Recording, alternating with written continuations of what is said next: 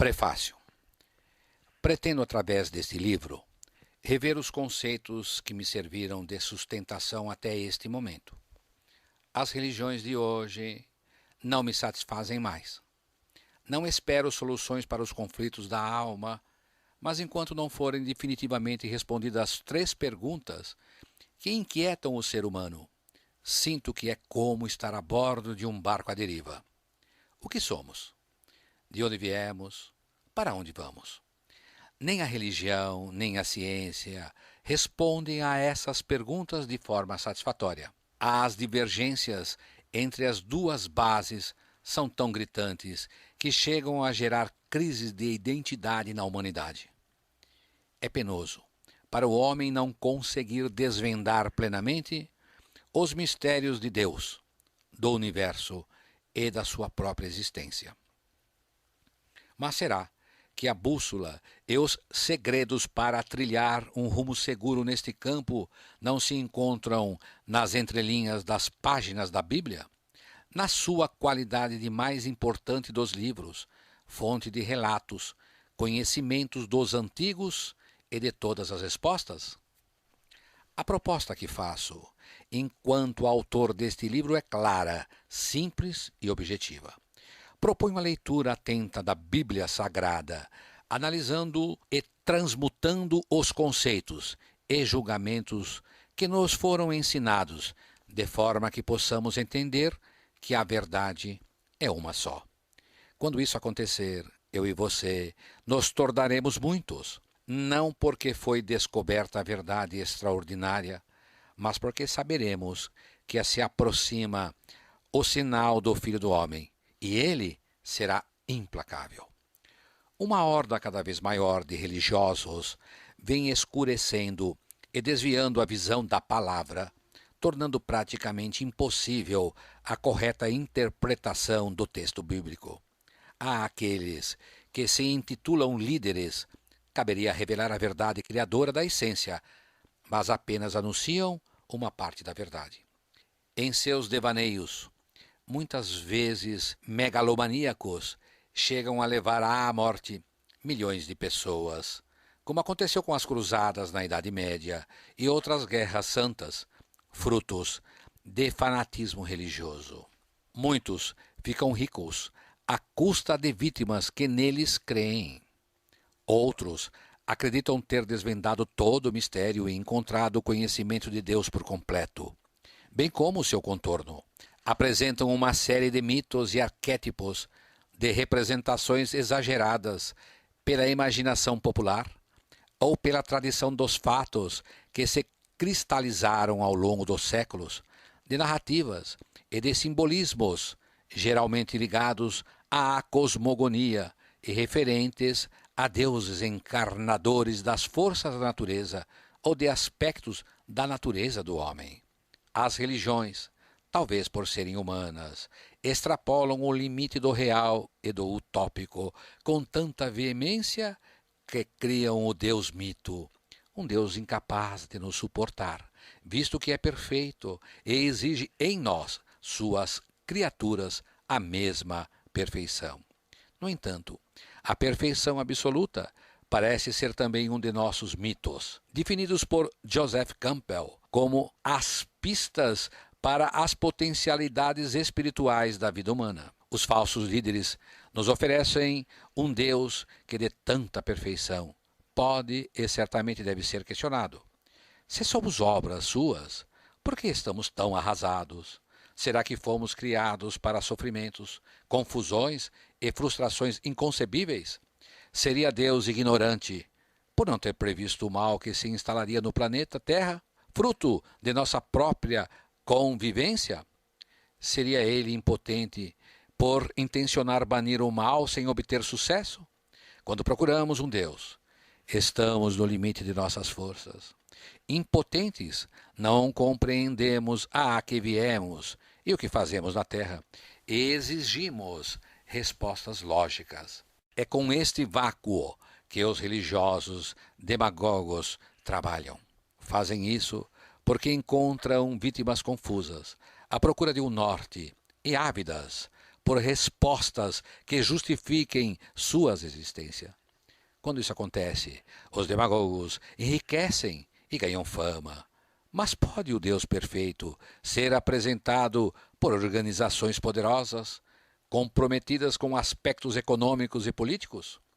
O apelo do Deus Cristo é resultante de seu grande e definitivo valor pessoal. Afinal, ele é Deus e diz: vinde a mim. Não, ide a este ou aquele. O Deus Cristo não barganha, não participa de troca de gentilezas, não está convidando um sócio para ajudá-lo a cumprir a tarefa específica que veio realizar na terra. Ele é, em si e por si só, completo. Passar uma tarde tranquila e espiritual em uma igreja, sinagoga, pagode ou templo pode ser revigorante, mas não nos enganemos. O trabalho de Deus acontece sem mediador e a todo instante, não estando com tudo à venda por 10% ou outras porcentagens. Hoje, não há consenso sobre como será a vida daqui a 100, 200 mil ou 5.000 anos.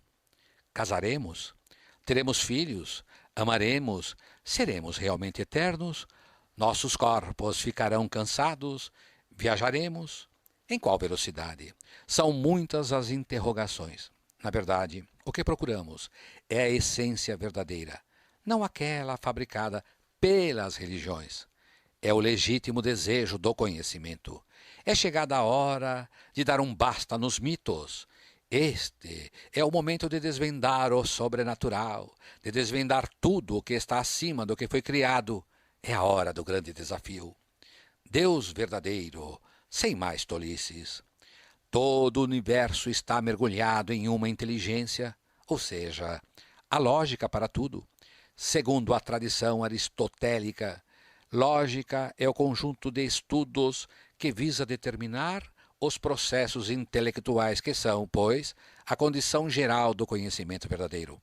Ora, se tudo está organizado em determinada lógica, é porque a inteligência agiu e trabalhou. Pode-se afirmar, ainda que exista uma razão para a forma na qual vivemos, e que tal razão não está sujeita ao controle e comando do homem, pois seu código de acesso a conhecimentos universais está desativado. O que sabe afinal o homem? Este que está definitivamente sujeito à lógica e aos propósitos de quem o criou. É o resultado de um acontecimento premeditado, não do acaso de um caldo químico que ganhou aleatoriamente capacidade de organização e reconhecimento. Foi projetado com um objetivo definido. Os pesquisadores ainda não têm explicação para o fato de que um grupo de moléculas sem vida, difundidas numa atmosfera química primitiva e agressiva, em algum momento passou a carregar vida na forma de célula. O surgimento da vida é, até nossos dias, esclarecido com a ajuda da casualidade, arma utilizada com frequência pela ciência quando faltam as respostas. A probabilidade de os vários aminoácidos e enzimas que formam uma proteína necessária para a construção de uma célula se distribuírem ao acaso em sequência fixa é da ordem de 1 por 1023, ou seja, 1 por 100 sextilhões. Segundo o professor James Coppedge, antigo diretor do Centro para Pesquisas Biológicas Probabilísticas de Northridge, Califórnia, que dizer então do elo perdido entre o ancestral do homem e o homem moderno? Como os hominídeos chegaram a Homo sapiens? O verdadeiro sabe o que faz. Conhece todos os átomos de seu corpo e do firmamento. Ele, e somente ele, lhe dará a vida eterna. Então não queira mais depender das religiões. Você é um universo. Fale, reclame e exija diretamente do Criador de muitos e muitos universos. Não use mais intermediários, eles nunca foram necessários. Aceitando esta máxima, que se dê o próximo passo, entender que existe um Senhor cuja inteligência resolve problemas e cria soluções, não só aqui na Terra. Um Senhor que acende e apaga estrelas e mundos, que se responsabiliza pelos nêutrons, prótons, elétrons, neutrinos, pósitrons, fótons, mesons, hiperons, bem como pela água, pela montanha, pelo mar, por tudo, enfim. O que ele mais faz e gosta é criar. O Senhor vive nos céus e sua inteligência é de tal magnitude que o homem não pode compreendê-la. O homem só tem acesso a Deus se ele permitir. Não temos ainda o direito de contatá-lo pessoalmente, entrar em sintonia com ele, devido ao nosso atual perfil de seres imperfeitos, mas temos uma esperança: Cristo, a interligação. Falei em matéria, moléculas, células, seres e criaturas, e não me esqueci da energia. Mais adiante, procuro demonstrar que, apesar de o homem não ver, inúmeras outras formas de energias se manifestam e operam sobre a matéria, além das que nos são conhecidas, como a térmica, a luminosa e a eletromagnética. A ciência não pode afirmar que tem conhecimento de todo tipo de energia existente no universo, nem mesmo que conhece todos os mundos ou todos os céus. Afinal, não concebemos o vazio absoluto. Nele sempre haverá alguma coisa. Ao afirmar que tudo aquilo que possui massa e que ocupa o lugar do espaço é originado de algo invisível, como na teoria de Euler, astrônomo britânico, defensor da hipótese do universo estacionário, contrária à do Big Bang, ou segundo o pensamento moderno, que a matéria se origina do nada, confirma-se que o nada existe e se evidencia através do que cria. Mas o nada cria de forma ordenada e é imutável. O sol, as estrelas, a terra e inclusive o homem em sua morte estão destinados a adentrar outros céus e iniciarem outras vidas.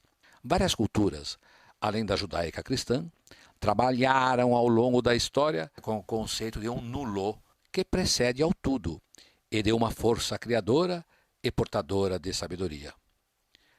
Pela fé, entendemos que foi o universo formado pela palavra de Deus, de maneira que o visível veio a existir das coisas que não aparecem. Hebreus 11, 3. Nada é por acaso ou obra do caos. Se assim é, há uma inteligência, um poder e uma sabedoria que governam o coletivo. É evidente que há um Criador, mas quem poderá identificar seus métodos e exigir postura de terceiros? Quem poderá identificar seus contornos? O certo é que a força criadora, o indescritível, o inimaginável, que chamam de Deus, é amor. O amor move o que é e o que virá a ser. Por isso, meu convite para o leitor deste livro é que, em um primeiro momento, coloquemos de lado nossas arraigadas convicções e, ao término da leitura, comparemos as ideias aqui lançadas e as anteriormente alardeadas. O resultado de tal embate é o crescimento individual e coletivo. Na verdade, para conhecer o futuro, é necessário apagar as lastimosas doutrinas religiosas do passado que guiaram e sacudiram a história da humanidade. É preciso um ato de fé.